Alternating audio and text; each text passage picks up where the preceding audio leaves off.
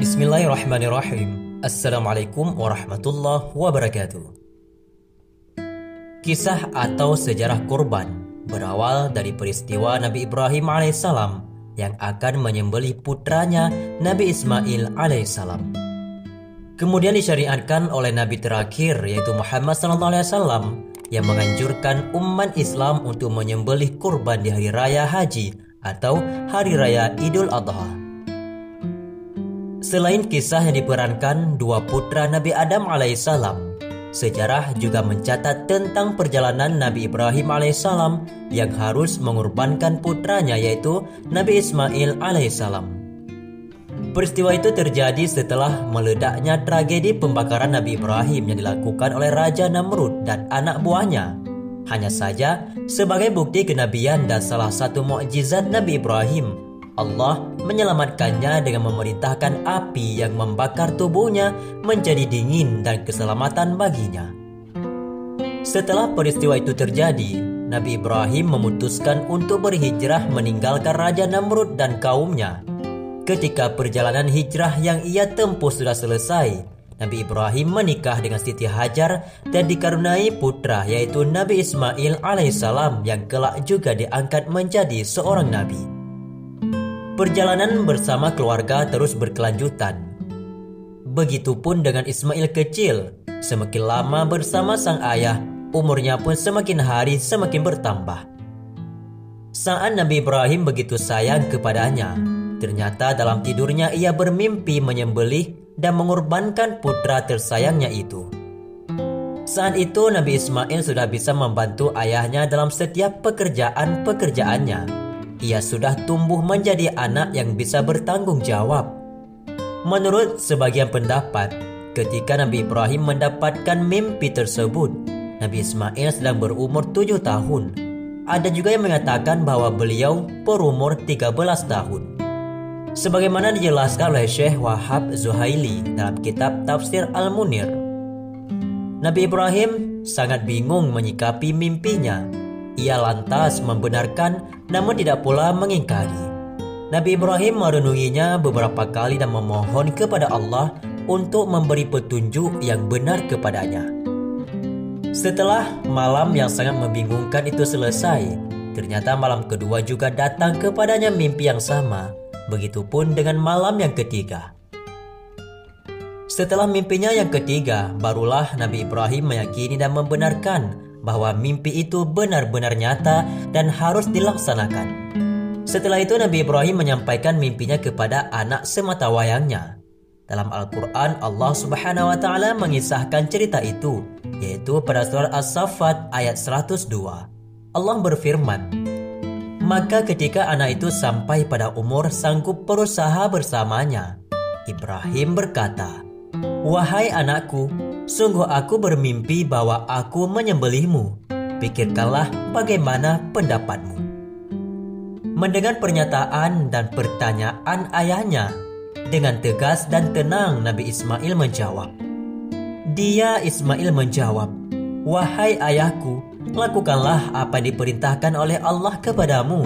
Niscaya engkau akan mendapatiku termasuk orang yang sabar."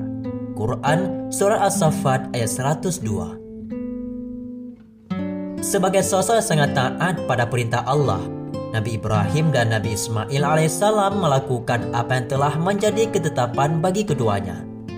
Dengan hati yang sedih dan raut wajah yang dipenuhi linangan air mata, semuanya harus mereka ikhlaskan demi memenuhi perintahnya. Bahkan Nabi Ibrahim harus mengorbankan anaknya sendiri, disembelih di hadapannya dan dilakukan oleh dirinya sendiri.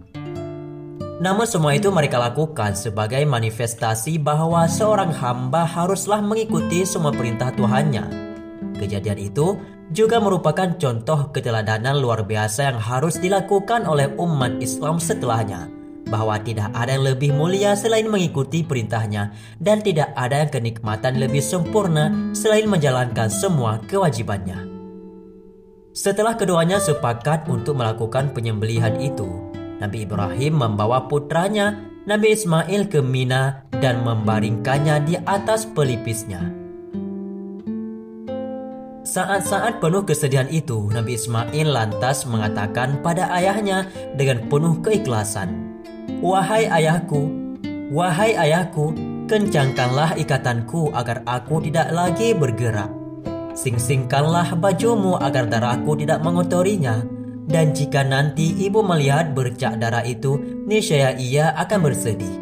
Percepatkanlah gerakan pisau itu dari leherku, agar terasa lebih ringan bagiku, karena sungguh kematian itu sangatlah dahsyat. Apabila engkau telah kembali, maka sampaikanlah salam kasihku kepadanya.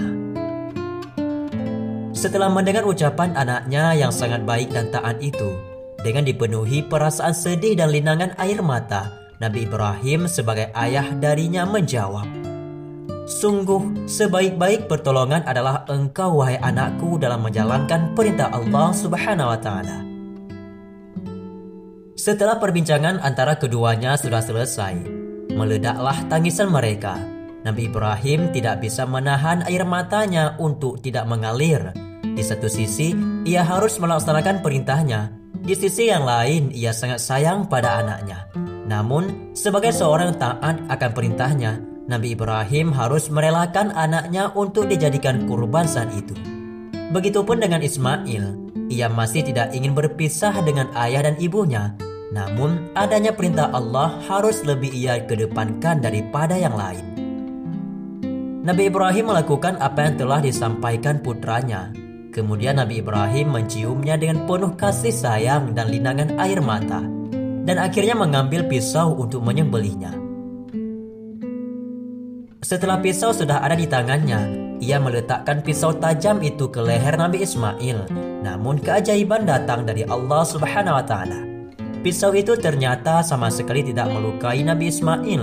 Beberapa kali Nabi Ibrahim mengulanginya, namun tetap sebagaimana semula. Jangankan melukai, bahkan pisau itu pun tidak memberi bekas apapun pada anak sematawayangnya itu. Nabi Ismail mengatakan pada ayahnya, wahai ayahku, palingkanlah wajahku hingga tak terlihat olehmu, karena sungguh jika melihat wajahku, engkau akan selalu merasa iba. Perasaan iba itu dapat menghalangi kita untuk melaksanakan perintah Allah. Apalagi di depan mataku terlihat kilatan pisau yang sangat tajam, tentu membuatku ketakutan. Lagi-lagi sosok Ismail sangat berperan dalam menjalankan perintah Allah ketika perintah yang harus dilakukannya merupakan perintah tidak bisa ditidakkan oleh akal. Kemudian Nabi Ibrahim kembali menuruti permintaan anaknya. Namun yang terjadi masih saja seperti semula. Pisaunya yang sangat tajam tetap tidak bisa melukai Nabi Ismail. Berbagai pertanyaan muncul saat itu. Di mana pisau yang sangat tajam, bahkan bisa membelah batu yang begitu keras tidak bisa melukai leher Nabi Ismail yang begitu halus dan lembut. Saat itulah Allah menurunkan firman-Nya sekaligus menjawab berbagai pertanyaan itu. Dalam Al-Quran, Allah Subhanahu wa Ta'ala berfirman, lalu kami panggil dia, wahai Ibrahim, sungguh engkau telah membenarkan mimpi itu. Sungguh demikianlah kami memberi balasan kepada orang-orang yang selalu berbuat baik. Sungguh ini benar-benar suatu ujian yang nyata. Kami tebus anak itu dengan seekor sembelihan yang besar. Kami abadikan untuk Ibrahim pujian di kalangan orang-orang yang datang kemudian. Al-Quran Surah As-Saffat ayat 104-108. Seperti itulah kisah heroik, histeris, dan sangat dramatis yang terjadi pada Nabi Ibrahim dan juga putranya, Nabi Ismail alaihissalam. Ketika keimanan dan keyakinan sudah melekat dalam jiwa, ia mampu mengalahkan segala kemauan yang bersifat rasionalitas. Meski rasio tidak menerima akan tindakan seorang ayah untuk menyembelih anaknya, namun keimanan lebih ia kedepankan daripada semuanya.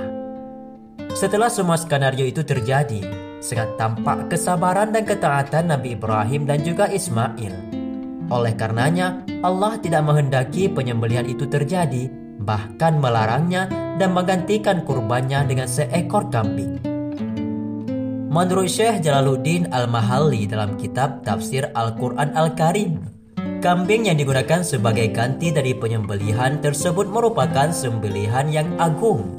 Karena sebenarnya kambing itu merupakan korban Habil yang diangkat ke langit saat Allah memerintahkannya untuk melaksanakan kurban, lalu digembalakan di surga untuk waktu yang sangat lama. Sahabatku semua, itulah sekilas kisah tentang asal-usul terjadinya kurban, yaitu peristiwa pengorbanan Nabi Ibrahim alaihissalam dalam penyembelihan anaknya sendiri, yaitu anak tercinta semata wayangnya. Tetapi karena ketulusan dan ketakwaan dan juga iman yang melekat dalam hatinya, maka Allah Subhanahu wa Ta'ala pun menggantikan pengorbanan Nabi Ibrahim dalam menyembelih anaknya dengan seekor kambing yang berasal dari surga. Semoga bermanfaat dan menjadi ilmu pengetahuan. Wallahu a'lam bishawab. Assalamualaikum warahmatullahi wabarakatuh.